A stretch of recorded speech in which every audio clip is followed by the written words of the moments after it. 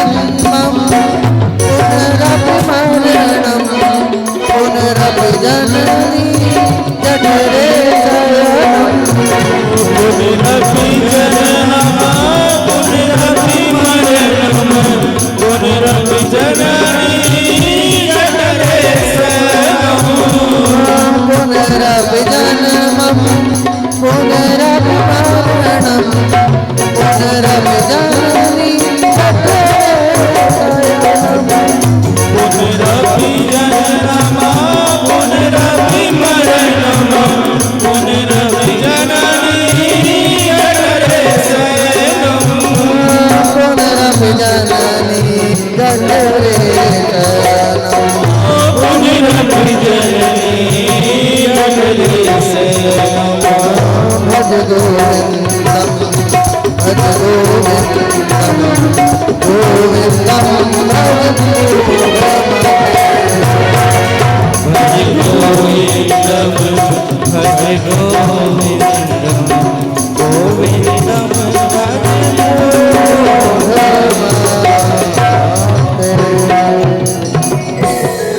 बड़ी सुंदर बात महाराज पुनरपि जन्मं बार बार हम जन्म लेते हैं पुनरपि मरणम बार बार मरना पड़ेगा पुनरपि जननी जठरे शयनम बार बार जननी माता के गर्भ में हमें जाना पड़ेगा लेकिन इससे जो छुटकारा दिलवा सकता है वो केवल एक श्रीमद् भागवत ग्रंथ है कि जिसको एक बार सुन लिया और कहा रहो रसिका भूमि भाव का एक बार नहीं बार बार इसका पाठ करिए जहाँ कथा हो वहाँ सुनिए हर बार ऐसा लगेगा कि नया कुछ सुन रहे हैं और क्या कहा कि भज गोविंदम कि गोविंद का नाम लेते चलो और अपने जीवन को सही सन्मार्ग पर लगाना चाहिए। तो आज वही सौभाग्यशाली हम लोग यहाँ विराजमान होकर इस मंदिर प्रांगण में भगवान का गुणगान करते हुए भगवान की पुण्य कथा का लाभ ले रहे हैं। ऐसा सौभाग्य कब उदय होगा ऐसी अमृत वर्षा और श्रावण मास में भगवान शंकर जहाँ साक्षात रूप में विराजमान जो भगवान की कथा से बड़े प्रसन्न होते हैं। तो सूची महाराज ने कहा एक बार नारद ऋषि बड़े दुखी मन से दौड़े जा रहे हैं और उन्हें किससे मिलन हो गया सनत कुमार से।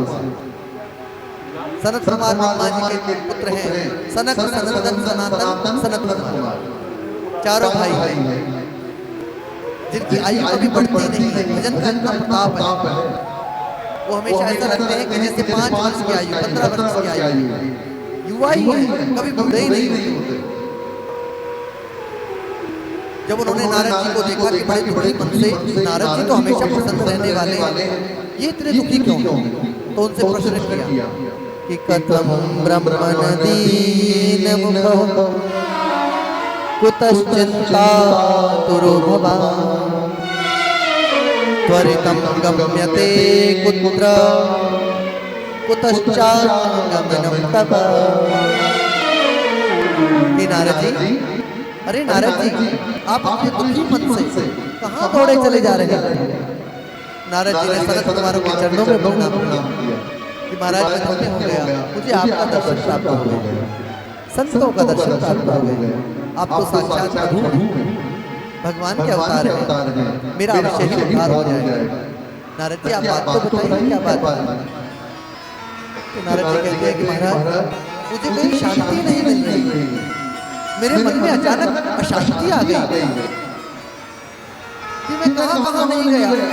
अहम तु पृथ्वी या तो यात्रा सर्वोत्तमामिति पुष्करम च प्रयागम च काशी गोदावरी कि प्रभु इस पृथ्वी लोक को बड़ा पावन लोक जानकर मैं काशी गया हरि क्षेत्र गया क्षेत्र गया लेकिन सच बताऊं मुझे शांति नहीं मिली।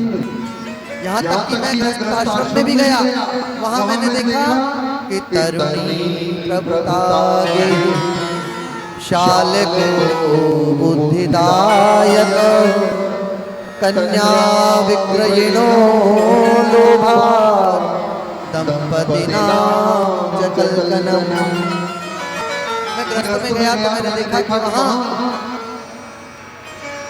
ससुराल पक्ष का साम्राज्य है आजकल घर में साले की सलाह लेते हैं और ब्रज में एक कहावत है, दीवार बिगाड़े आरो और घर बिगाड़े सारो। शकुनी मामा ने पूरे पांडवों को विनाश कर दिया, युद्ध कराकर सब चौपट कर दिया। तब से एक कहावत बनी कि घर में स्त्रियों की चलती है तो चलनी भी चाहिए घर की रक्षा, लेकिन पुरुष का भी अपना एक स्थान है और अपने स्थान पर उसको अड़िग रहना चाहिए। पत्नी से सलाह मशवरा करके ही किसी बात का निर्णय लेना चाहिए, ये परम सत्य है। लेकिन केवल पत्नी की ही सलाह से कार्य हो, ये भी गलत है। जहाँ सत्य, जहाँ धर्म, जिस कार्य में धर्म विराजमान हो, यदि धर्म की अनुकूल बात हो तो माननी चाहिए, अधर्म की बात नहीं माननी चाहिए। पत्नी भी यदि अधर्म की बात करती है तो बिल्कुल मान्य नहीं। और कोई स्त्री धर्म की बात करती है तो उसको सिर उठा ले, माननी है, क्योंकि स्त्री तो माता है, माता का स्थान है। और माता तो कभी कभी कहती है ना, कूटनीतिज्ञ नहीं हो सकती, कुटिल नहीं हो सकती। लेकिन आज कलयुग है महाराज, और कलयुग में हर तरह का प्राणी मिलता है। तो कहा कि तरुणी प्रभुता के मैं गृहस्थ आश्रम में भी गया, लेकिन मुझे वहां भी शांति नहीं मिली। फिर मैं श्री धाम वृंदावन में गया और वहां मैंने एक कौतुक देखा। क्या देखा? कि एक बूढ़ी स्त्री अपने दो बूढ़े बालकों के साथ विराजमान है और विलाप कर रही है और मुझे बुला रही है कि भो भो साधो क्षणं तिष्ठ मच्चिन्तामपि नाशय। अरे साधु, हे साधु नारद जी, मैंने सुना है आप सबके कष्ट की निवृत्ति कर देते हैं। मैं कहा माता बोलिए, आप कौन हैं? अहम भक्तिरिति ख्याता इमौ ये तनयो मतौ ज्ञान वैराग्य नामानो काल योगे न जर्जरौ। मेरा नाम भक्ति है, मैं भक्ति माता हूँ और ये मेरे दो पुत्र हैं। कौन कौन? ज्ञान वैराग्य नामानो, ज्ञान और वैराग्य। महाराज ये दोनों कलयुग के प्रभाव से जुड़े हो गए और भक्ति माता जवान है, युवा है। 16 वर्ष की भक्ति माता है और 80 वर्ष के उनके दोनों पुत्र हैं जो अचेत अवस्था में पड़े हुए हैं। तो माता मैं आपके लिए क्या कर सकता हूँ? मेरे पुत्रों को जवान कर दो, युवा कर दो। नारद जी कहते हैं कि मैंने वेद का पाठ किया, वेदांत का पाठ किया, उनके उत्थान के लिए मैंने शंख ध्वनि की। जब तक मैं पाठ करता हूँ तब तक वो खड़े हो जाते हैं और जैसे मेरा पाठ बंद होता है तो फिर खड़े हो जाते हैं। प्रभु मेरा उद्धार करो। इतना पाठ करने के बाद भी उनका बुढ़ापा मैं दूर नहीं कर पाया। फिर आकाशवाणी हुई कि सत्कर्म सूचको नूनम ज्ञान यज्ञ स्मृते बुधये श्रीमद्भागवतालाप सत्सगीतः शुकादिभिः। सनक कुमार जी कहते हैं, नारद जी आकाशवाणी ने सत्कर्म करने का कहा कि सत्कर्म करो। वो सत्कर्म क्या है? वो सत्कर्म है श्रीमद्भागवत जी का पाठ। नारद जी कहते हैं मैं नहीं मानता, मैंने तो वेद का पाठ किया, वेदांत का पाठ किया, तो फिर भागवत जी से क्या होगा? तो कहते हैं कि समझिए एक बहुत विशाल वृक्ष है, उस वृक्ष की जड़ में हम पानी देते हैं। हम पौधे की जड़ में भी पानी देते हैं, लेकिन पानी तो देते हैं जड़ में, और तस्यः उसकी शाखा, पत्ते, फल, फूल सब मिल जाते हैं। हम क्या पत्ते को पानी देते हैं, फूल को पानी देते हैं, फल को पानी देते हैं? नहीं देते। हम जड़ में पानी देते हैं और जड़ में पानी देने से उसके पत्ते, फल, फूल विराजमान हो जाते हैं, पेड़ बड़ा हो जाता है और उसको सुंदर फल लगता है। और फल कैसा होता है? मीठा होता है। तो ऐसे ही ये जो वेद है, वेदांत है, ये जड़ है और भागवत जी क्या है? उस वृक्ष का पका हुआ फल है। और कहा कि महाराज फल में तो बिजली होती है, छिलका होता है, तो भागवत जी में क्या छिलका है? सूत जी कह रहे कि निगम कल्पतरोर्गलितं फलं शुकमुखादमृत द्रव संयुतं पिबत भागवतं रसमालयं मुहुरहो रसिका भुवि भावुका। नहीं है भैया, इसमें कोई गुठली नहीं है, कोई छिलका नहीं है। अमृत द्रव संयुतम, अमृत रस भरा हुआ। तो क्या करें, इसको पियो। पिबत भागवतम रसमालयम। देखो भागवत जी की कथा को पीना कहा है, सुनना नहीं कहा कि पिबत भागवतम रसमालयम, पीना क्यों कहा। अब यहाँ भी थोड़ा समझाना पड़ेगा। एक बहुत बड़े सत्संगी हैं, एक सुनार है, और वो सुनार जो है संतों के साथ रहते हैं, बड़ा सत्संग करते हैं। उन्होंने 2 मूर्ति बनाई और दोनों प्योर पीतल की मूर्ति बनाई, दोनों पीतल की बनाई प्योर, और दोनों में वजन भी बराबर है, और दोनों ऋषि जैसे संत बैठते हैं ऐसी मुद्रा में बनाई गई। एक मूर्ति का कीमत रखी 500 रुपया और दूसरी मूर्ति की कीमत रखी 1 लाख रुपया, और नुमाइश के लिए लगा दी, बाहर रख दी। लोग आने लगे कि महाराज हे वर्मा जी ये कितने की है? बोले 500 की। और दूसरी 1 लाख की। बोले 500 कौन सी, 1 लाख की कौन सी है? बोले अपने आप पता लगाओ। बोले 1 लाख की सोने की है क्या? प्योर पीतल की है दोनों, बिल्कुल एक जैसे, वजन बराबर है। तो फिर 500 की 1 लाख की क्यों? बोले खुद परीक्षा लो और तुम्हें पता लगा लो। अब लोग बाग देखते रह गए, किसी को समझ में नहीं आया। एक संत महात्मा आ गए, संत ने कहा मैं बताऊंगा। संत ने रस्सी को बटना शुरू किया, एक रस्सी को बट लिया और एक मूर्ति के कान में डाली और दूसरे कान से रस्सी बाहर निकाली। बोले ये है 500 रुपए। और दूसरी मूर्ति के कान में जब डाला तो अंदर कोई ऐसा चित्र बना था कि वो जो रस्सी है वो कान में से होती हृदय में चली गई, पेट में चली गई। बोले ये है 1 लाख। बोले महाराज ऐसा क्यों? बोले जो इधर से सुनते हैं उधर से निकाल देते हैं वो है खाली डब्बा, और जो सुनकर हृदय में उतार लेते हैं वो है सच्चा श्रोता, उसकी कीमत है। मैंने कहा ना कि श्रोता 3 प्रकार के होते हैं, आगे बताएंगे, अभी और भी आगे बताएंगे। तो श्रोता वो बनो जो इधर से सुनकर हृदय में धारण कर, क्योंकि ये अवसर ये मौके बार-बार नहीं आते।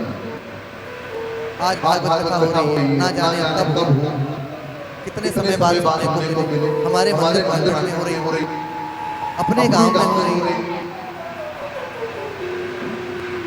तो ऐसे सत्य की कृपा होती।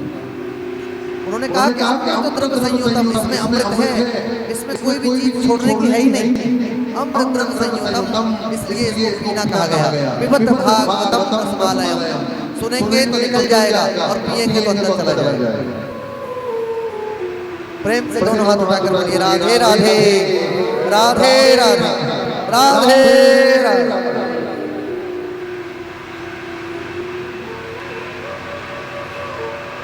तो नारद जी बोले महाराज हम भागवत की कथा करें। बोले बहुत सुंदर तट है, आनंद हरिद्वार में कथा करेंगे। हरिद्वार में ऐसे मंच नहीं, रेत का मंच है, वट वृक्ष है, पेड़ है और बालू बिछी हुई रेत। उसी रेत पर ऊंचा सा एक आसन बना दिया जिस पर चारों भाई विराजमान हो गए। और कौन? सनक सनंदन सनातन सनत कुमार। और भक्ति माता से कहा कि माता हम आपके कष्टी निवृत्ति के लिए भगवान की कथा करा रहे हैं, भागवत कथा करा रहे हैं, आप आइए बिहारी अपने पुत्रों के साथ आइए। 3 आसन बिछा दिए भक्ति ज्ञान और वैराग्य के लिए, और एक आसन बिछा दिया नारद जी के लिए। कह रहे महाराज क्यों? हमने तो सुना है कि भागवत की जो कथा है वो जो परीक्षित है वो जोड़े के साथ होना चाहिए। जिसके पास पत्नी हो, जो विवाहित हो, तो पत्नी के साथ बैठकर भगवान की कथा सुननी चाहिए। अब नारद जी तो विरक्त हैं, संत हैं, पत्नी कहाँ से लाएं? सो बैठ गए। अब वहाँ जैसे सबको पता चला कि नारद जी कथा करा रहे हैं और सनत कुमार चारों भाई कथा कह रहे हैं, तो संत समागम हो गया। वशिष्ठ मुनि, पराशर मुनि, मार्कंडेय मुनि, जितने भी मुनियों को सूचना मिली, सारे यमलात्मा, अमलात्मा सब विराजमान हो गए और कुंभ जैसा वातावरण बन गया। और जहाँ संत समाज आए, संत आ जाए, वहाँ तो प्रयाग लग जाता है कि जैसे कुंभ जैसा बन गया। आज यहाँ वो कुंभ बन गया। देखो ये तो केवल संतों की बात नहीं, कितने बड़े बड़े संत वहाँ कथा श्रवण करने के लिए आए। वहाँ जितने भी पशु रहते हैं, जितने भी पक्षी रहते हैं, सांप, चूहा अपने बिलों में से निकल कर कथा श्रवण करने के लिए आए। ये कथा का प्रभाव है कि जहाँ कथा की आवाज जाती है वह स्थान भगवान से परिपूर्ण हो जाता है। भगवान नाम रूप लीला धाम, भगवान का नाम, भगवान का रूप, भगवान की लीला और भगवान का नाम, आज यहाँ चारों चीजें विराजमान हैं। प्रेम से कहिए राधे राधे। चारों चीजें विराजमान हैं, नाम रूप लीला धाम।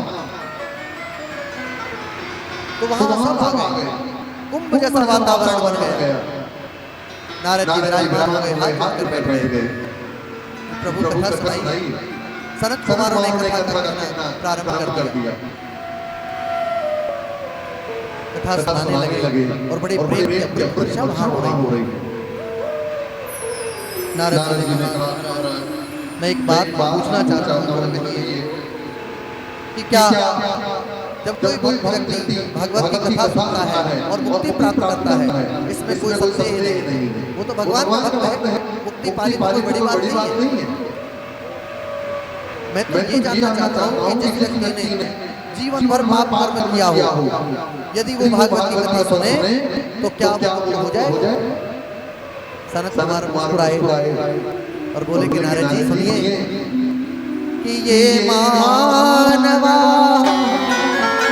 पाप कृतस्तु सर्वदा सदा दुराचाररता विमार्गता क्रोधाग्नि दग्धा कुटिलाश्चकामिना सप्ताह यज्ञे न कलौ पुनन्ति ते। सनत कुमारों ने बहुत सुंदर बात कही कि ये मानव पाप सर्वदा, ये मानव पूरे जीवन पाप करता है, कि जो व्यक्ति पूरे जीवन पाप कर्म करता है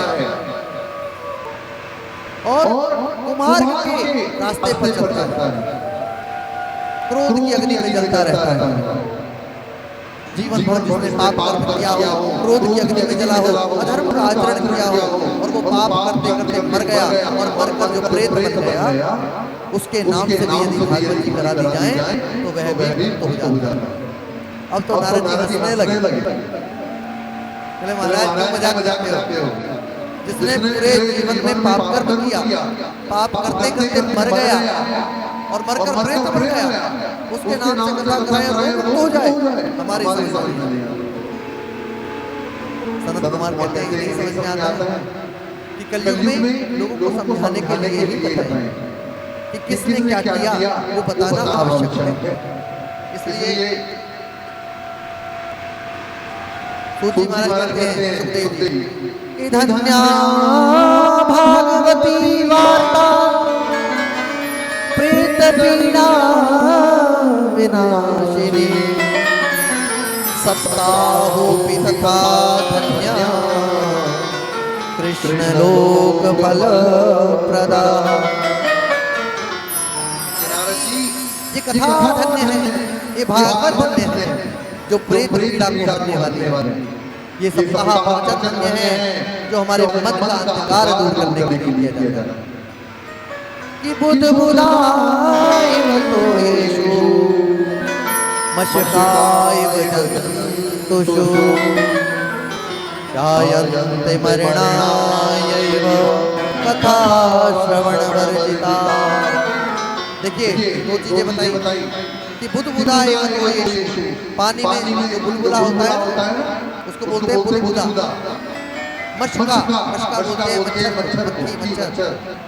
ये जो है कुछ क्षण के लिए पैदा होते हैं, इनका जीवन कब आया और कब चले गए? बबला हुआ, बुदबुदा और तुरंत फूट जाता है। मच्छर आया और तुरंत हमने मार दिया, खत्म। एक दिन का जीवन होता है मच्छर का। एक रात में काम करेगा, दूसरी रात में वो नहीं आएगा, दूसरा आएगा, वो तो मर गया।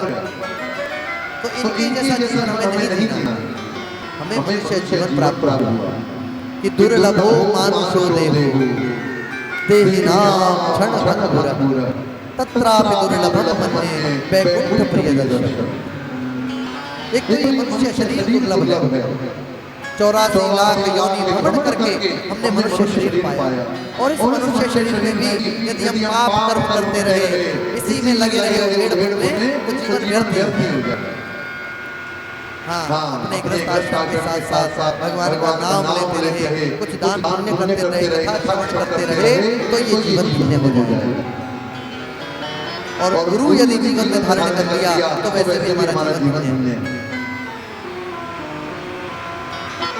क्योंकि गुरु हमारे जीवन को बदल देता है, हमारे पाप की गठरी का अंत करने वाला गुरु है। उन्होंने कहा कि महाराज मुझे ये कथा सुननी है।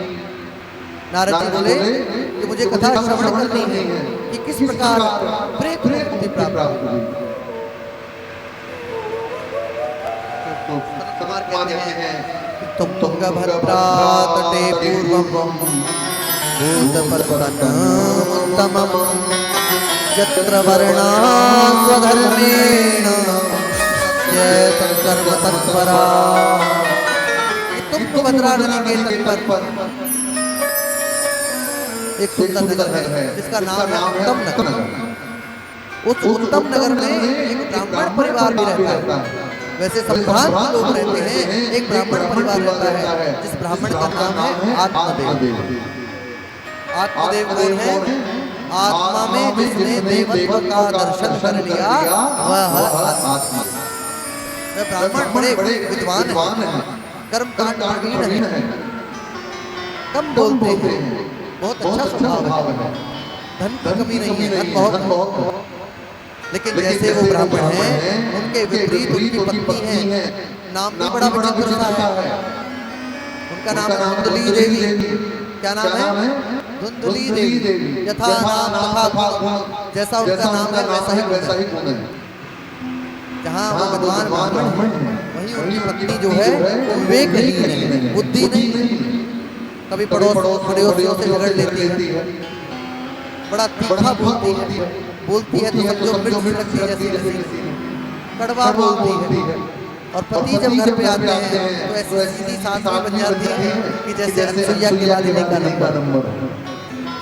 लेकिन उनके घर में ना, ब्राह्मण के घर में एक तुलसी का पौधा है जो सूख जाता है, एक गैया है, वह भी 5 है, कोई बच्चा नहीं। और धुंधली देवी ब्राह्मण के घर में कोई संतान नहीं। खूब पूजा पाठ करते हैं, खूब यजमानों के घर जाकर पूजा पाठ कराते हैं। तो पड़ोसियों का आना शुरू हो गया कि जो है ना, आपके घर में कोई ना कोई बाधा है, जो आपके घर में संतान नहीं है। आपका दिया हुआ जो बहू है ना, भगवान स्वीकार नहीं करते, अगर स्वीकार करते तो आपके घर संतान जरूर होती। ऐसे भ्रम में डाल दिया ब्राह्मण को। और तो वह ब्राह्मण दुखी मन से वन में चला गया, और वन में जाकर संकल्प ले लिया कि यदि मुझे पुत्र प्राप्ति का वरदान नहीं मिला ना, तो इसी वन में मैं अपने प्राणों का त्याग करूं। ऐसा मन में संकल्प ले लिया। 2 दिन हो गए भूखे प्यासे ब्राह्मण बैठे। एक संत आ गए। संत ने ब्राह्मण के मस्तक को देखा और समझ गए ये तो कोई विद्वान ब्राह्मण है, कर्म कांड प्रवीण है। लेकिन मन में कोई दुविधा का विचार लेकर बैठे हैं। उनसे पूछे कि ब्राह्मण देव क्या बात है, आप इतने दुखी क्यों? बोले कि संत के चरण पकड़ लिए ब्राह्मण महाराज, मेरा कल्याण। बोले बताइए तो सही क्या बात? बोले महाराज मुझे संतान चाहिए, मेरे घर में एक पुत्र हो जाए, ऐसा आशीर्वाद दीजिए। संत ने कहा मैंने तुम्हारा मस्तक देखा है, एक जन्म नहीं 7 जन्मों तक तुम्हारे घर में संतान नहीं होगी। बोले महाराज आप तो संत हैं, आप चाहो तो मेरे मस्तक की बिगड़ी हुई रेखा को बदल सकते हैं। बोले नहीं, विधि का विधान मैं नहीं बदल सकता। तो ब्राह्मण ने कहा कि मैं यही सर पटक पटक के अपने प्राणों का त्याग कर दूंगा, लेकिन बिना वरदान के नहीं जाऊंगा। संत ने समझाना प्रारंभ किया कि अरे भाई, अगर भगवान संतान देना नहीं चाहते तो भगवान की मर्जी समझ के स्वीकार करो और मेरे गोपाल जी को अपने संतान मान लो। संसार के बालक तो लात मार देंगे, रोटी भी नहीं देंगे, लेकिन मेरा जो गोपाल है ना, ये कभी तुम्हारा साथ नहीं छोड़ेगा, कभी धोखा नहीं देगा। ब्राह्मण बोले यही तो दिक्कत है कि संतों से कुछ मांग लो तो वेद मांगने लग जाते हैं। मुझे नहीं पता महाराज, मुझे तो संतान चाहिए, और नहीं तो यही तुम्हारे सामने किसी शिला पर अपना सर पटक के अपने प्राणों का त्याग कर दूंगा। संत ने जब ब्राह्मण का भाव देखा तो झोली में से एक फल निकाल कर ये लो, अपनी पत्नी को खिला देना, सुंदर पुत्र होगा। कुछ नियम बता दिए, इन नियमों को बड़ा प्रसन्न हो गया और महात्मा जी को प्रणाम करके अपने घर गया। घर जाकर अपनी पत्नी को फल दे दिया कि देवी ये नियम कर लेना, भगवान का भजन करना और ये फल खा लेना, इससे तुम्हें सुंदर पुत्र की प्राप्ति होगी। अब धुंधली ने मन में विचार किया कि मैं इतने सारे नियम नहीं कर सकती, और जब बच्चा होता है ना तो बड़ा दिक्कत होती है, बड़ा दर्द होता है, मैं ऐसा काम ना करूं, क्योंकि बुद्धि उसकी पवित्र नहीं। वह अपनी बहन के पास गई कि बहन मेरे को फल लाए और कह रहे इसको खा लो तो तुम्हारे घर संतान हो जाएगी, तुम्हारे इतने सारे पुत्र हैं, खाने वाला तुम्हारे पास धन नहीं है, मेरे पास धन बहुत है, खाने वाला कोई नहीं है, और अब तुम गर्भवती हो, अब की बार जो तुम्हारा पुत्र होगा वो मुझे दे देना, मैं तुम्हें बदले में बहुत सारा धन दे दूंगा, और ये फल गाय को खिला देती है। परीक्षा लेने के लिए पुत्र होता है कि नहीं, फल गाय को खिला दिया। अब तो कुछ दिन बाद कहने लगे कि मैं तो गर्भवती हूं, मेरे गर्भ हो गया। तो पति बड़े प्रसन्न हो गए। एक समय ऐसा आया कि उसकी बहन के सहेली के पुत्र हुआ, उसको लेकर आ गई और कह दिया मेरे घर पुत्र हुआ। आत्मदेव बड़े प्रसन्न हो गए और आत्मदेव ने कहा कि जो ये पुत्र है मेरा नाम है आत्मदेव, इसका नाम रखेंगे परमात्मा देव। बोले हाँ, 9 महीने तो गर्भ में हमने रखा है और नाम रखोगे अपने से मिलता जुलता। मेरा नाम है धुंधली देवी, मेरे पुत्र का नाम होगा धुंधकारी। बोला ठीक है देवी, जैसी तुम्हारी इच्छा। उनके घर पुत्र हुआ, उसका नाम धुंधकारी रखा। अब गैया को जब फल खिलाया था तो गैया ने भी एक बालक को जन्म दिया। वह बालक कैसा है, पूरा मनुष्य है, लेकिन उसके जो कान है ना वो गैया के जैसे, इसलिए उसका नाम रख दिया गोकर्ण, गाय के जैसे कान वाला।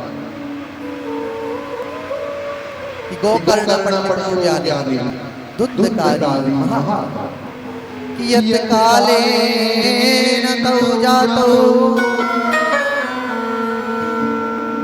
समय व्यतीत हुआ और दोनों युवा हो गए। गोकर्ण पंडित ज्ञानी धुंधकारी महाभला। गोकर्ण जो है गाय का जो पुत्र है वो विद्वान बना, पंडित बना, और जो धुंधकारी है वो महाफल हो गया, जुआ खेलने लगा, सट्टा खेलने लगा, शराब पीने लगा, उस ब्राह्मण के घर को नरक बना दिया। और गोकर्ण जी जो है तीर्थ यात्रा के लिए चले, जो वो अधिकतर तीर्थ में ही रहते थे, पूरा गांव उनका सम्मान करता है। कहते हैं ना विद्वान सर्वत्र पूज्यते नहीं धनम। अब तो जो धुंधकारी है वो अपने पिता से पैसे मांगने लगा कि मुझे धन दो। पिता ने मना कर दिया कि मेरे पास कोई धन नहीं है, सारा धन खजाना तो खा गया, मेरे घर को नरक बना दिया तूने। तो पिता को मारने लगा, धमकाने लगा। अब पिता बैठे बैठे रो रहे, इससे बढ़िया तो बिना मांग के ही थी। तो संत की बात याद आने लगी, यदि मैं भगवान को अपना पुत्र मान लेता तो मुझे ये दिन न देखना पड़ता, मेरा घर आज भी स्वर्ग रहता।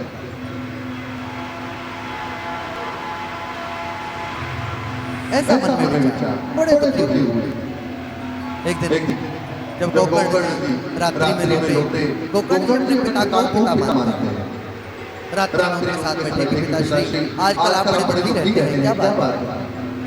बोले क्या बताओ बेटा, एक तुम ही हो जो मेरा दर्द समझ सकते हो। इस पुत्र ने, इस कुपुत्र ने मेरे घर को नरक बना दिया। शराब की बोतलें पड़ी हैं, मांस बिखरा पड़ा है, मेरे घर में गंदगी नरक पैदा कर दिया। इस ब्राह्मण के पवित्र घर को इसने नरक बना दिया। तो गोकर्ण जी उपदेश करते हैं अपने पिता को। रात्रि भर बैठकर उपदेश किया कि देहे अस्ति मां तरुधरे विमतिम त्यज त्वं जायादिषु सदा ममतां विमुञ्च पश्यानिशं जगदिदं क्षणभङ्गनिष्ठम्। इस क्षणभंगुर शरीर को पिताजी, ये तो नष्ट होने वाला शरीर है। देहे अस्ति मांस रुधिरे, ये मांस और खून का और हड्डियों का जो ढांचा खड़ा है, इसको तुम अपना पुत्र मान रहे हो। कोई किसी का पुत्र नहीं, कोई किसी का पिता नहीं। पिताश्री आप तो इतने विद्वान हैं, आपकी बुद्धि को क्या हो गया? पश्चानिशं जगदिदं क्षणभङ्गनिष्ठम्, इस क्षणभंगुर शरीर में आप अभिमान करने लग गए कि ये मेरा शरीर है, मेरा बेटा जब मुझे पिता कहेगा तब मुझे सुख प्राप्त होगा। ऐसा नहीं, इस शरीर से भगवान का भजन करो, धर्म करो, तब हमारा कल्याण होगा। इस पुत्र को पुत्र नहीं मानना है, वो पुत्र है और पुत्र को त्याग देना ही धर्म है।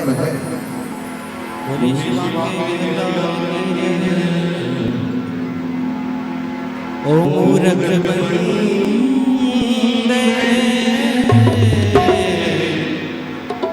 क्या है जग में तेरा?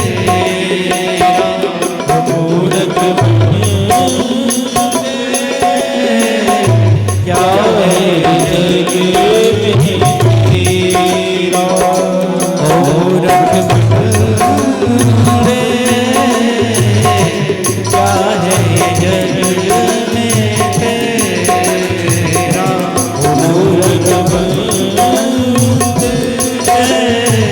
क्या है जग में तेरा? हो ये तो सब झूठा सपना है, ये तो सब झूठा सपना है, ये तो सब झूठा सपना है, ये तो सब झूठा सपना है। क्या तेरा क्या मेरा अमृत बंदे, क्या है जग में तेरा? मूरख बंदे, क्या है जग में तेरा?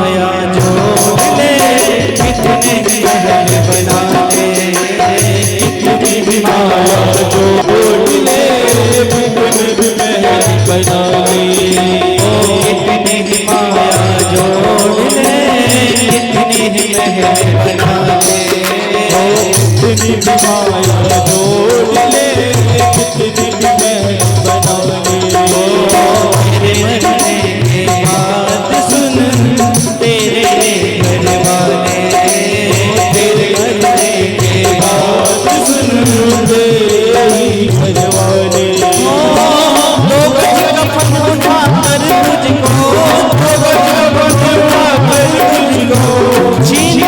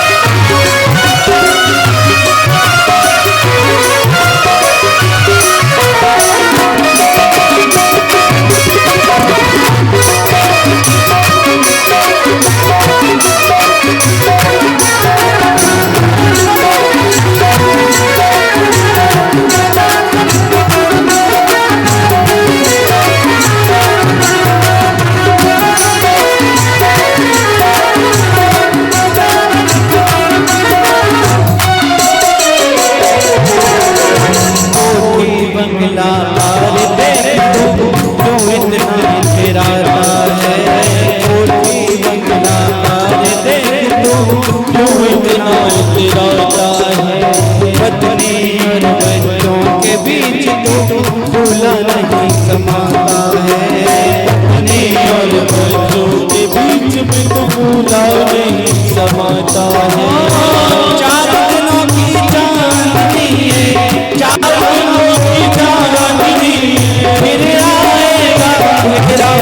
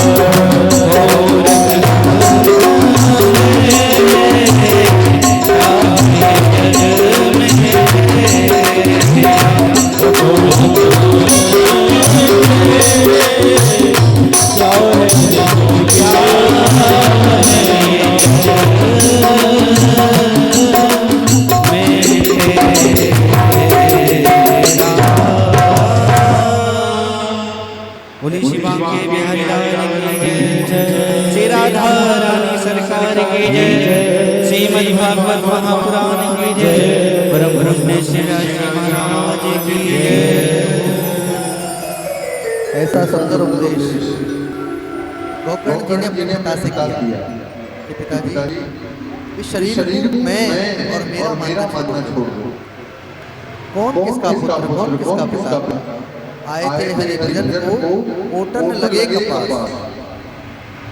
हमें तो अपना मार्ग देखना है, अपने ऊपर का मार्ग देखना है। ऐसा वैराग्य हो गया, वैराग्य राग रस को भव भक्ति निश्चय। आत्मदेव जी का हृदय का प्रकाश हो गया और वैराग्य हो गया और वन में जाकर भागवत जी के दशम स्कंद का पाठ किया और अपने शरीर को छोड़कर वैकुंठ धाम को चले गए। अब पिताजी घर से चले गए तो बेटा और आजाद हो गया। अब माता से लड़ने लगा, अब तुम मुझे सोना चांदी धन बोले सब कुछ तो लूट कर ले गए, क्या तो अपनी माता को मारने पीटने लगा। माता ने तंग आकर रात्रि में कुएं में कूद कर अपने प्राण त्याग दिए। गोकर्ण खुश हो गया धुंधकारी कि अब तो घर पर मेरा ही साम्राज्य है, अब कोई रोकने टोकने वाला नहीं। 5 प्रकार की वेश्याओं को घर में ले आया और उन्हें धन लाला कर देने लगे। दिखा जब ये चोरी करने लगा है, शराब पीता है, मस्त बनता है, सारा धन तो हमने ले लिया। अब यदि राजा ने इसको पकड़ लिया तो इसके साथ साथ हमें भी सजा देगा। तो रात्रि में जिस घाट पर धुंधकारी सो रहा था उस पर उसे रस्सियों से बांध दिया वेश्याओं और जलते हुए उसके मुंह में डाला। तड़प कर मर गया और वही गड्ढा खोदकर उसको दबा दिया और 5 वेश्याएं भाग गई धन लेकर। अब वो जो धुंधकारी है वो क्या बन गया? प्रेत बन गया। प्रेत बनकर रहा है। जिसकी ऐसी मृत्यु हो, जिसके ऐसे कर्म हो, वो प्रेत बनेगा तो क्या बनेगा? गोकर्ण जी तीर्थ यात्रा से लौटे रात्रि में तो सोचा गांव वालों को क्या जगाऊं, अपने घर में जाता हूं, भजन करता हूं। आसन बिछाया और आत्मदेव जी के घर में बैठ गए।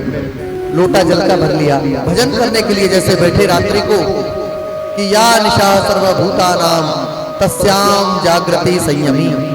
जब हम सब के लिए ये नींद वाली रात होती है तब सबों के लिए ये उजाला होता है, भजन करने का समय होता है। उसमें कोई नहीं आता कि मेरे बेटा हुआ कि नहीं हो, हमारी फैक्ट्री चलेगी कि नहीं चलेगी।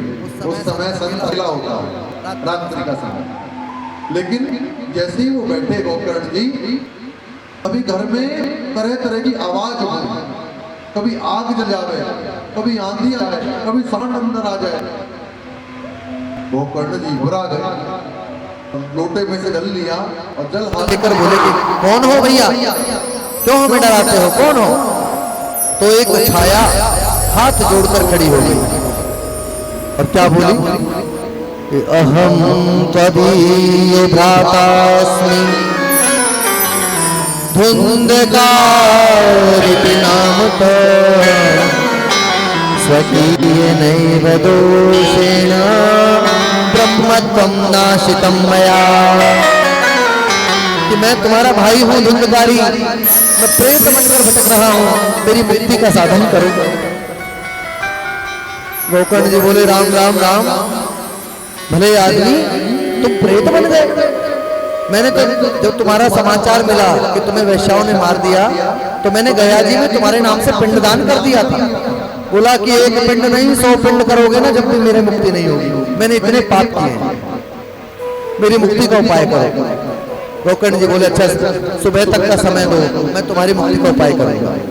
सुबह सूर्य भगवान को जल दिया, सूर्य भगवान से प्रार्थना की गोकर्ण जी ने कि प्रभु मेरा मार्गदर्शन करो, प्रेत की मुक्ति कैसे होगी। तब सूर्य से उन्हें संदेश प्राप्त हुआ कि इसके निमित्त भागवत की कथा करो, तब इसका कल्याण होगा। गांव वालों को पता चला, सुंदर मंच बनाया, वहां आसन लगा दिया, सुंदर गद्दी बनाई और उस गद्दी पर गोकर्ण जी को कथा व्यास के रूप में विराजमान कर दिया। तुलसी जी की स्थापना हुई और आसन बिछा दिया, किसके लिए? प्रेत के लिए। अब प्रेत क्या होता है? प्रेत का कोई शरीर नहीं होता है, प्रेत तो हवा है। तेज हवा चले तो उड़ा ले जाए उसको। आसन पे वो बैठ ही नहीं पाया, आसन पे तो बैठ नहीं सकता, आसन पे बैठे हवा तेज चले उड़ जाए। तो देखा उसने साथ में बांस का एक बागीचा है और 7 गांठ का एक बांस है, उस बांस में एक छिद्र है, उस छिद्र में जाकर पहली ग्रंथि में जाकर धुंधकारी बैठ गए। गोकर्ण जी ने कथा कहना प्रारंभ किया। महाराज पहले दिन की कथा हुई तो बांस की प्रथम ग्रंथि फट गई, दूसरे दिन की कथा में दूसरी, तीसरे दिन की में तीसरी, ऐसे ही 7 दिनों में 7 ग्रंथियां फट गई।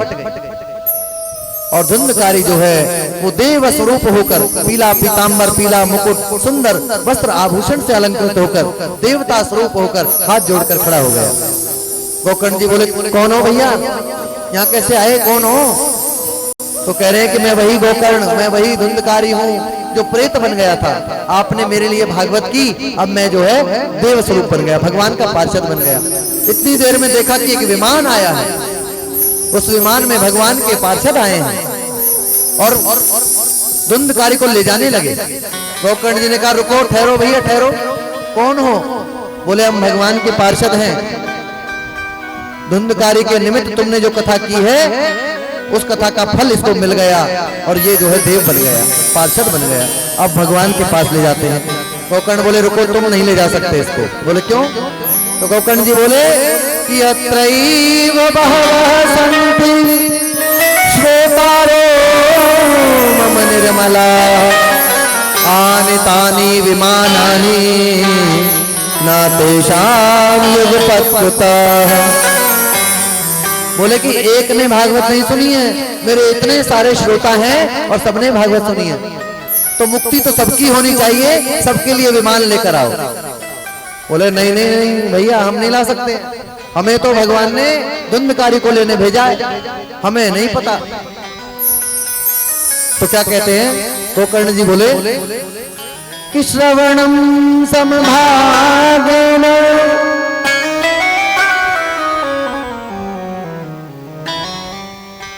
समभागेन, कि सभी ने समान रूप से कथा का पान किया है।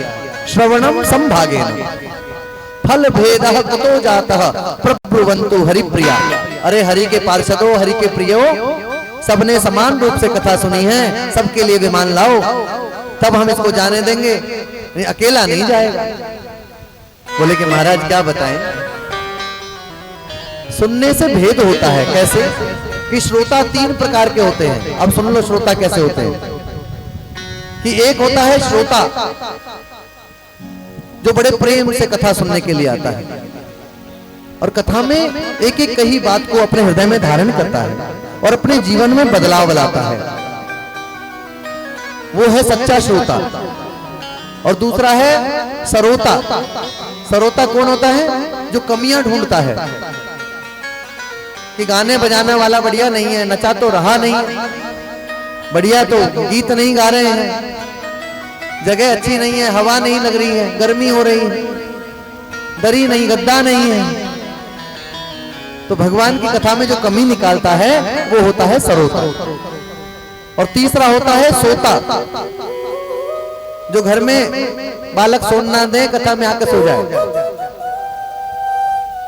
कथा में बैठते ही जैसे ही कथा कहनी शुरू करें तो खंबे से कमर टिका के बैठ जाएं और बड़ी गहरी नींद ले लें, और जैसे ही जोर का जयकार लगे तो जग जाए, भाई वाह व्यास जी बहुत अच्छे हैं, कथे बहुत बढ़िया सुनाई। बोले कैसे अच्छे हैं? बोले आपकी कथा सुनते सुनते नींद बहुत अच्छी आ गई। तो ये होते हैं सोता। तो महाराज इन सरोता और सोता को मुक्ति थोड़ी मिलेगी, मुक्ति तो श्रोता को मिलेगी। तब गोकर्ण जी ने धुंधकारी को जाने दिया और श्रावण मास में दोबारा से कथा कही, दोबारा व्यास मंच लगाकर सभी के कल्याण की भावना से, और सबने बड़े प्रेम से कथा सुनी, सभी एक साथ भगवान के धाम को पधार गए। और कौन बैठा है वहां पर? सनत कुमार ये कथा सुना रहे हैं और कथा सुनते ही भक्ति माता युवा हो गई और ज्ञान वैराग्य जवान होकर नाचने लगे, थिरकने लगे कि वाह व्यास जी ऐसे धन्य हैं जिन्होंने ऐसी प्रेत पीड़ा विनाशनी कि प्रेत की पीड़ा हरने वाली कथा सुना दी। इस कथा को सुनकर हम धन्य हो गए। कि धन्या भागवती वार्ता प्रेत पीड़ा विनाशिनी सप्ताहोऽपि तथा धन्या कृष्णलोक फल प्रदा। ऐसी कथा धन्य है, सप्ताह प्रवचन धन्य है, ऐसे व्यास जी धन्य हैं और ऐसे श्रीमद् भागवत जी धन्य हैं जिन्होंने अमृत वर्षा करके प्रेत पीड़ा को विनाश करने वाली अमृत वर्षा वाली कथा सुनाई।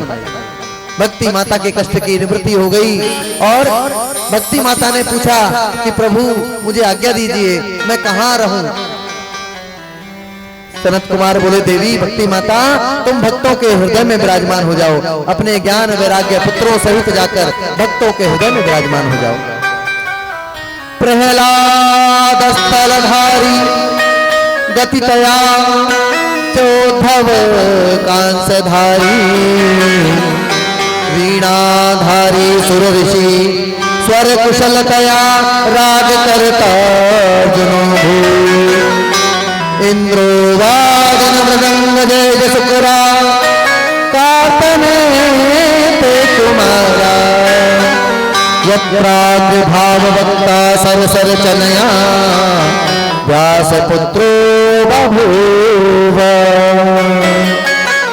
प्रहलाद जी आ गए, ताली बजा रहे हैं, इंद्र मृदंग बजा रहे हैं, सुंदर कीर्तन की स्वर लहरी चल पड़ी और स्वर लहरी में इतनी सुंदर स्वर लहरी हुई, सभी भक्तगण नाच रहे हैं, भगवान के पार्षद नाच रहे हैं, भक्ति माता नाच रही हैं। तो आइए भगवान का कीर्तन करते हुए हम भी इस आनंद का लाभ उठाएं। श्री कृष्ण गोविंद हरे मुरारी हे नाथ नारायण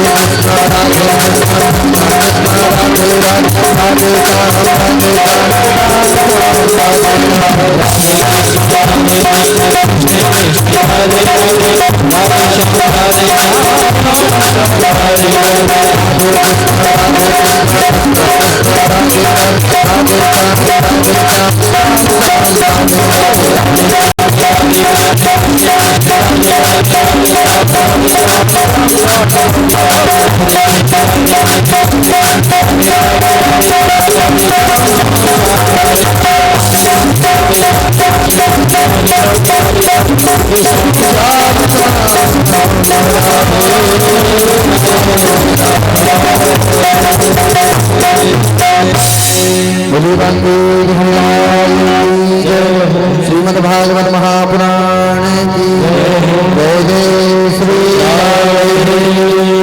राम। इस तरह से सनत कुमारों ने नारद जी को कथा सुनाई भक्ति माता के कष्ट की निवृत्ति के लिए, और गोकर्ण जी ने गांव वालों को कथा सुनाई धुंधकारी के कष्ट की निवृत्ति के लिए। ये बड़ी सुंदर अमृत कथा है जिसका पान करने से व्यक्ति जन्म मरण के चक्कर से छूट जाता है। हम धन्य हैं, कथा धन्य है, कथा को सुनने वाले धन्य हैं और कथा कराने वाले धन्य हैं। ये सब कौन है? ये भागवत हैं। कि महाराज भागवत है क्या? क्या इसका महात्म्य है? कि भागवत क्या है? भा से भक्ति, ग से ज्ञान, व से वैराग्य और त से त्याग। भक्ति ज्ञान विराग आपको विवेको वर्धते महान। भक्ति ज्ञान वैराग्य और त्याग को देने वाली और हमारे विवेक को बढ़ाने वाली ये है भागवत। भगवान के भक्त का नाम भी भागवत है, भगवान के भक्त का घर भी भागवत है और भगवान स्वयं भागवत है। भागवत क्या है? भक्ति ज्ञान वैराग्य और त्याग का संगम है। और इस संगम में जब हम गोता लगाते हैं, जैसे आज हम सब गोता लगाने के लिए विराजमान हैं, तो क्या होगा? विवेक बढ़ेगा, भक्ति ज्ञान वैराग्य हमारे भीतर विराजमान होंगे। ऐसी सुंदर भगवान की कथा है। प्रेत की पीड़ा का विनाश हुआ, भगवान का दिव्य पार्षद धुंधकारी बन गया। नारद जी बड़े प्रसन्न हुए, सनत कुमारों के चरणों में दंडवत प्रणाम किया कि प्रभु आप धन्य हैं जिन्होंने भक्ति देवी के कष्ट की निवृत्ति कर दी। ऐसी सुंदर भागवत है। भगवान की कथा में आगे मंगलाचरण में हम प्रवेश करते हैं कि जन्माद्यस्य तोन्मयादितरत चार्थेष्वभिज्ञः स्वराट् तेने ब्रह्महृदायादिकवये मुह्यन्ति यत्सूरयः तेजो वारिं मृदान्यथा विनिमयो यत्र त्रिसर्गोन्मषा धाम्ना स्वेन सदा निरस्तकुहकं सत्यं परं धीमहि। सत्यम परम धीमहि। ये भागवत कथा क्या है? भगवान क्या है? सत्य है। हम सत्य की कथा कर रहे हैं। 7 दिनों तक केवल सत्य का आचरण करेंगे, सत्य भगवान का दर्शन करेंगे, संतों का संग करेंगे और भगवान की कथा श्रवण करेंगे, तब है सत्यम परम धीमहि। धर्मः प्रोचित कैतवत्र परमो निनमत्सराणां सतां वेद्यं वास्तवमत्र वस्तु शिवदं तापत्रयोन्मूलनं। शिवदं शिवम कल्याणम ददाति इति शिवदम। कथा कैसी है? शिवदम बताया है। शिवदम माने कल्याण करने वाली। तापत्रयोन्मूलनम, 3 प्रकार के ताप जो आपको बताए उनको नष्ट करने वाली है। श्रीमद् भागवते महामुनि कृते किं वा परेरीश्वर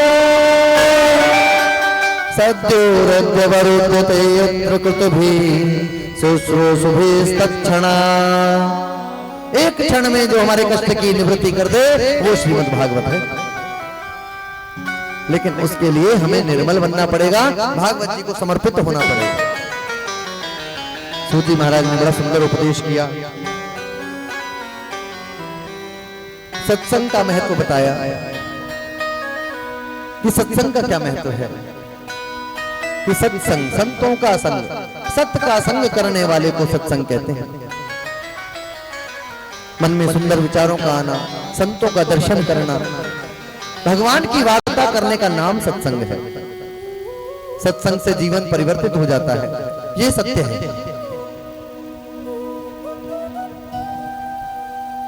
कहा कि इस भागवत रूपी रस को बार बार पीना चाहिए। मुहु रहो रसिका भूमि भावु कहा, क्योंकि इसमें तो अमृत है, अमृत के अलावा कुछ नहीं है। और ऐसी परम भागवत को श्रवण करना सुनना बड़ा आनंद देने वाला है। एक बार व्यास जी बड़े दुखी हुए कि मैंने इतने ग्रंथों की रचना की लेकिन मन में शांति नहीं मिली। नारद जी आए, नारद जी ने उनके कष्ट की निवृत्ति की। नारद जी ने कहा कि यदि संतों का संग कर लोगे तो तुम्हारे शांति तुम्हें प्राप्त हो जाएगी, अशांति मन में नहीं रहेगी। बोले नहीं महाराज, अब मुझे बुढ़ापा आ गया है। बोले तुम भागवत की रचना करो। बोले मैं नहीं कर सकता हूँ, मैंने इतने ग्रंथ लिख दिए, महाभारत लिख दी, 17 पुराण लिख दी, अब मेरी और जो है आसक्ति नहीं है, मैं नहीं कर सकता हूँ, अब बुढ़ापा आ गया। बोले जब संतों का संग कर लोगे तो कोई बुढ़ापा उड़ापा कुछ नहीं है। राम कृष्ण की जब कथा लिखोगे तो भक्तों का मन प्रसन्न हो जाएगा और तुम्हारे मन को शांति प्राप्त होगी। तो नारद जी ने अपनी कथा बताई कि संतों के संग से क्या होता है। नारद जी कहते हैं पूर्व जन्म में मैं एक दासी का पुत्र था, नितांत दासी थी मेरी माँ। मेरा जन्म होते ही मेरे पिता का स्वर्गवास हो गया। मेरी माता संतों के घर में झाड़ू पोछा किया करती थी, गाय का दूध निकालती थी, गोबर सेवा करती थी। चातुर्मास प्रारंभ हुआ। अब ये जो समय चल रहा है ना, ये भी चातुर्मास है। चातुर्मास में संत एक स्थान पर बैठ जाते हैं, आ जाते हैं मंदिरों पर और 4 महीने तक फिर कहीं जाते नहीं हैं, वहीं सत्संग करते हैं, 24 घंटे भगवान की वार्ता करते हैं। अब वहां उन जिन ब्राह्मणों के यहाँ उनकी माता काम करती थी दासी का, वहां संत आ गए। अब संतों के साथ में वह बालक बैठा रहता। बालक कौन? नारद जी। उसका नाम रख दिया संतों ने रामदास।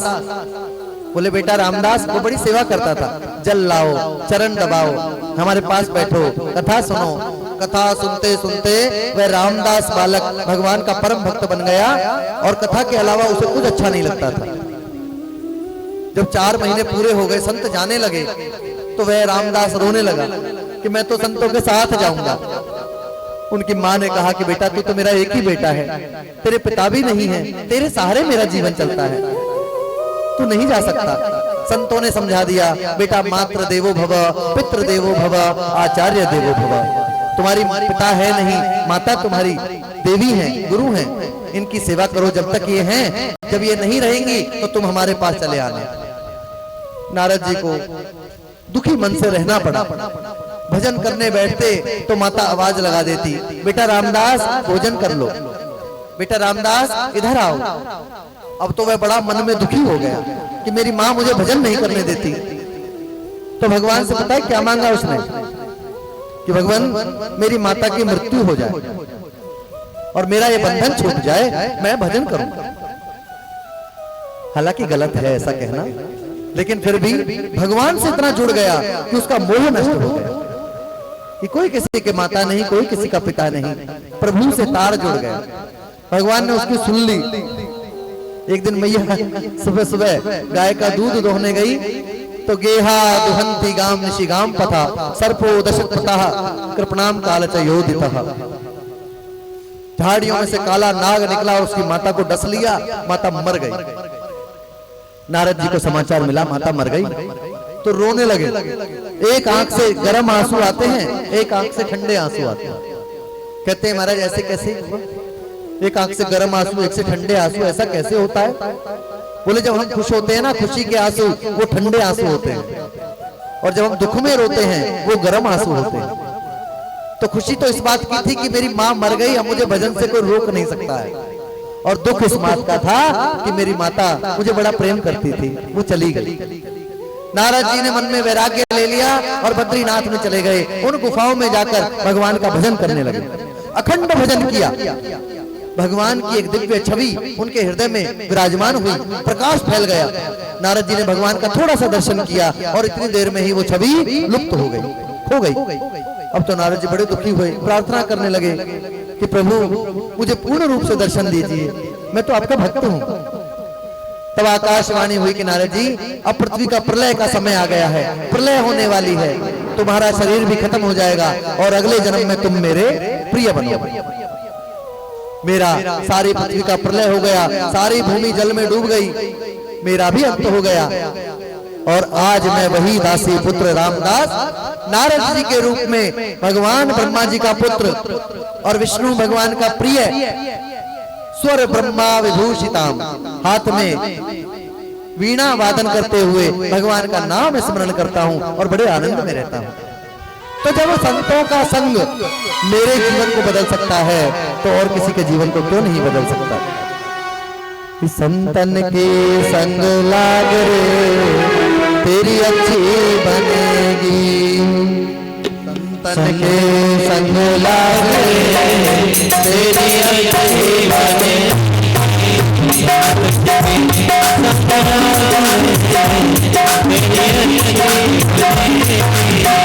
संतन के संग लाग रे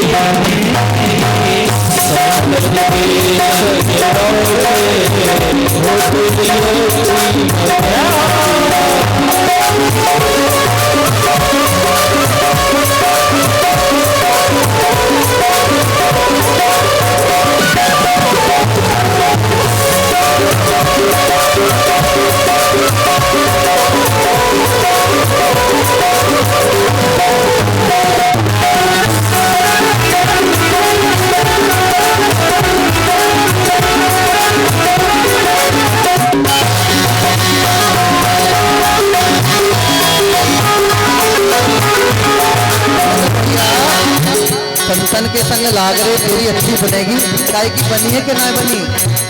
ध्रुव की बन गई प्रहलाद की बन गई, ध्रुव की बन गई प्रहलाद की बन गई, ध्रुव की बन गई प्रहलाद की बन गई, ध्रुव की बन गई प्रहलाद की बन गई, हर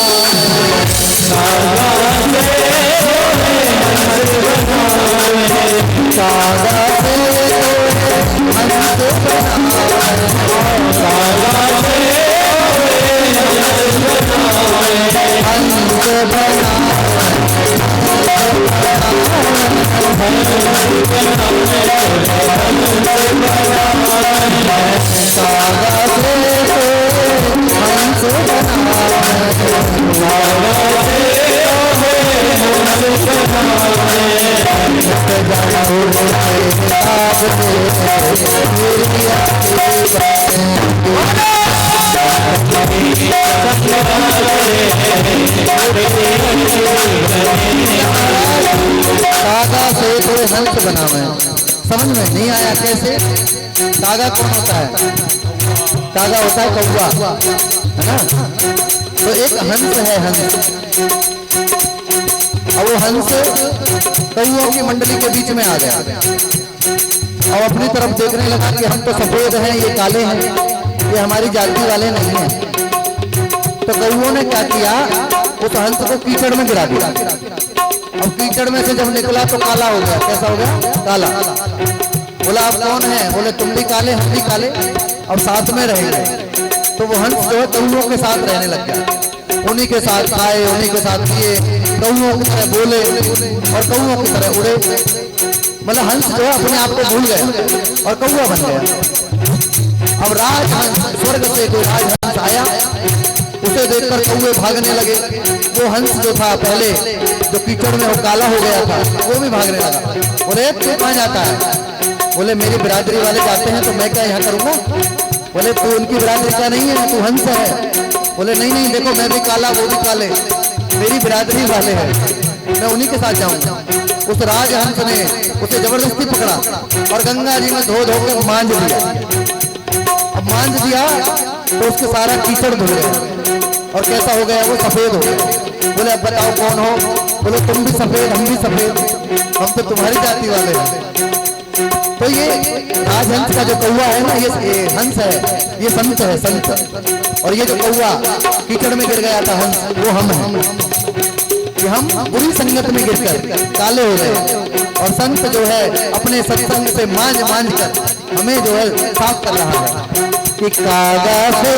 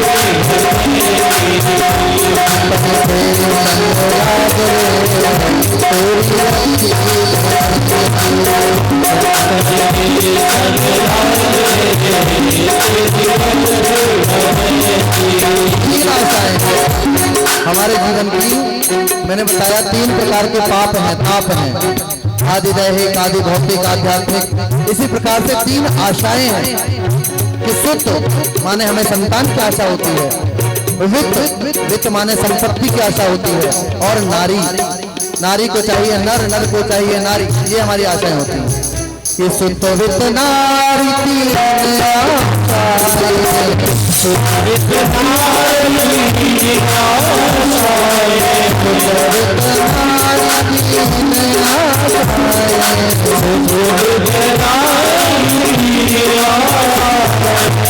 जागो सके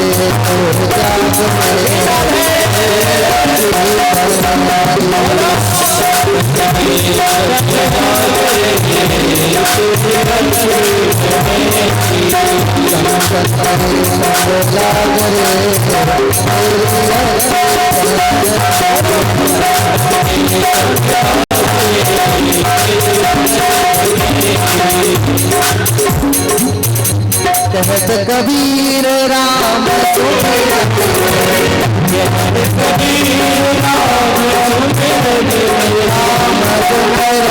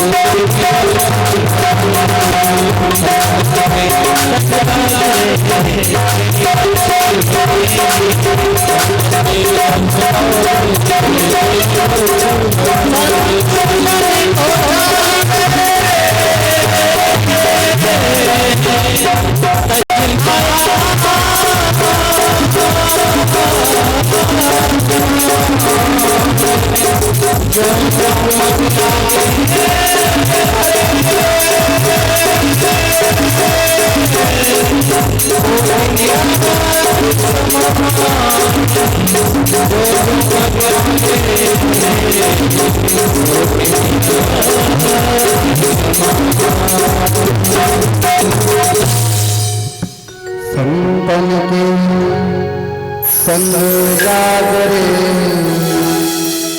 तेरी अच्छी बनूंगी।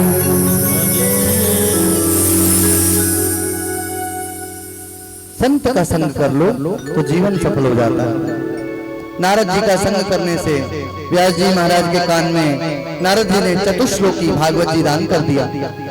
व्यास जी ने अपने नेत्र बंद किए और उन 4 श्लोकों से 18,000 श्लोकों की बृहद रचना कर दी और श्रीमद् भागवत ग्रंथ की रचना की।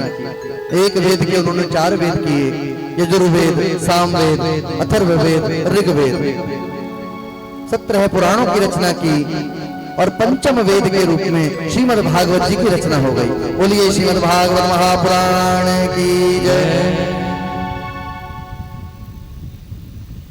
भगवान का प्रथम दिवस की कथा का महात्म्य की कथा कैसे करनी चाहिए, विद्वान ब्राह्मणों के द्वारा मुहूर्त निकलवाकर सुंदर वेदियों की रचना करते हुए अपने जीवन में संयम, 7 दिन का संयम रखना होता है, जिसमें ब्रह्मचर्य, भूमि पर सोना, भगवान का चिंतन करना, प्याज लहसुन आदि का त्याग करना, वो गरिष्ठ भोजन का त्याग करना, सात्विक फलाहार करना, एक समय भोजन करना, कुछ नियम है।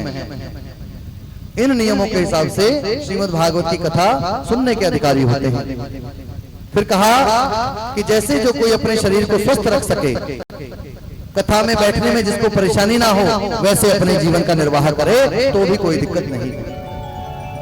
कि बाल, वृद्ध और योगी, रोगी, कि बालक की छूट है, वृद्ध की छूट है और रोगी की छूट है, बाकी सबको नियम करना चाहिए।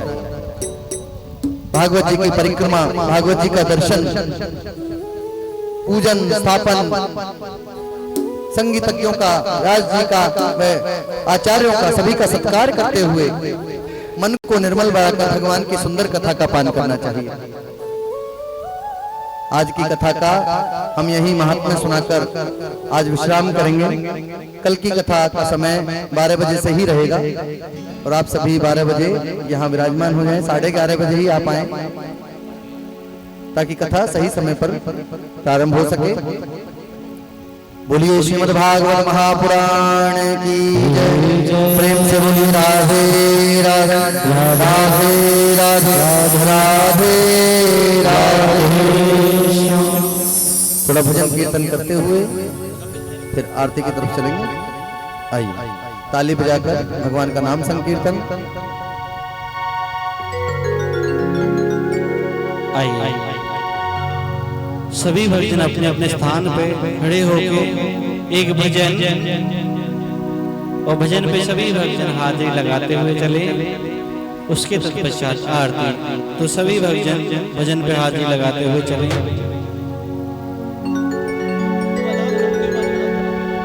हो वृंदावन धाम अपारे, भजे राधे राधे।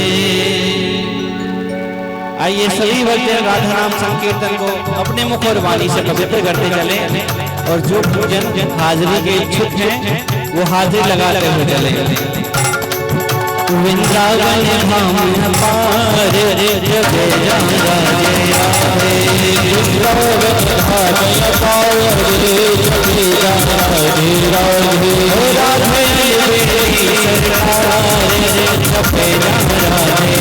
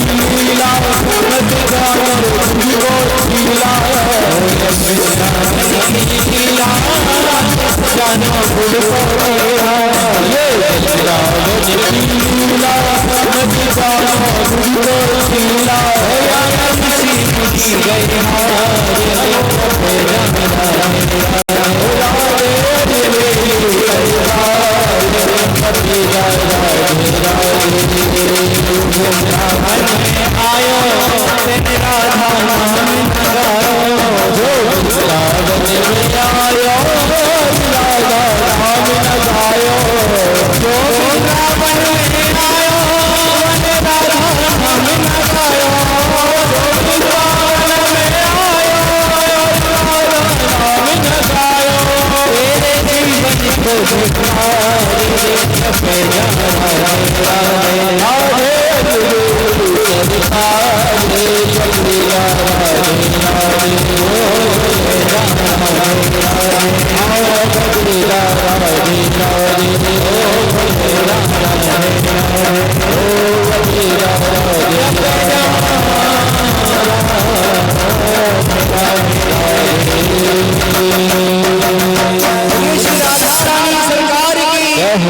वृंदावन धाम की बांके बिहारी लाल की परम पूज्य श्री व्यास जी महाराज की जय हो।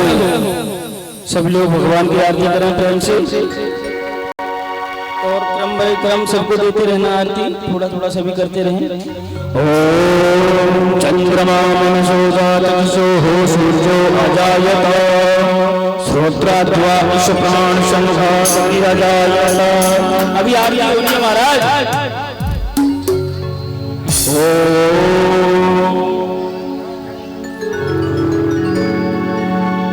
आरती गाऊं प्यारे आपको मनाऊं बांके बिहारी तेरी आरती गाऊं बांके बिहारी तेरी आरती गाऊं बांके बिहारी तेरी आरती गाऊं तेरी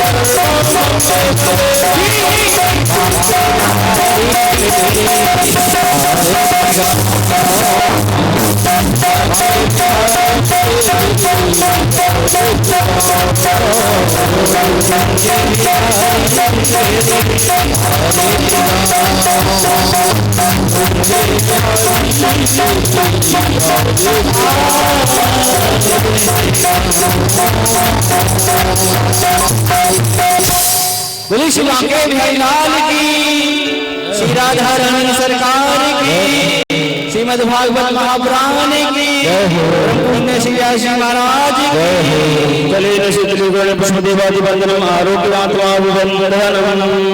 ओम भूः शांतिरंतरिक्षं शांति पृथ्वी शांतिरापः शांतिरोहयः शांतिः वनस्पतयः शान्तिर्विश्वेदेवाः शान्तिर्ब्रह्म शान्तिः सर्वं शान्तिः शान्तिरेव शान्तिः क्षमा शान्तिः सुशान्तिर्भवतु।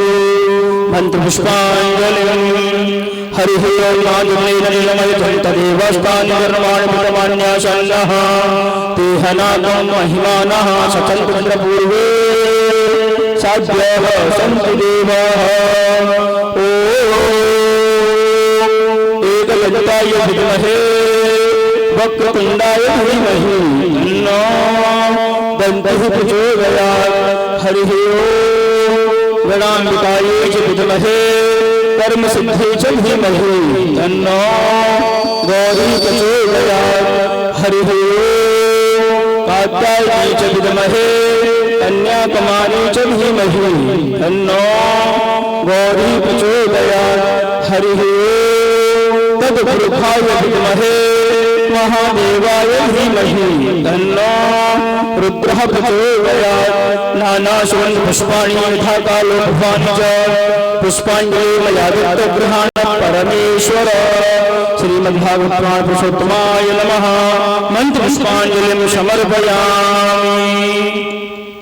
बोले श्रीमद्भागवत महापुराण की, जय श्री महाराज की, वृंदावन हरिलाल की, राधा रानी सरकार की, राघवेंद्र सरकार की, शंकर भगवान की, हनुमान जी महाराज की, सुखदेव जी महाराज की, सिद्ध पुरुष महाराज की, गिरि महाराज की, धर्म की अधर्म का प्राणियों में विश्व का सनातन धर्म की माता की मैया की भारत माता की आज के आनंद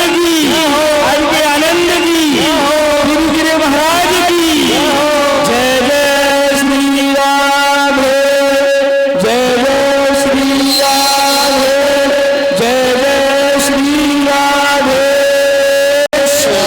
सुबह नमः पार्वती पते हर हर महादेव शंभु।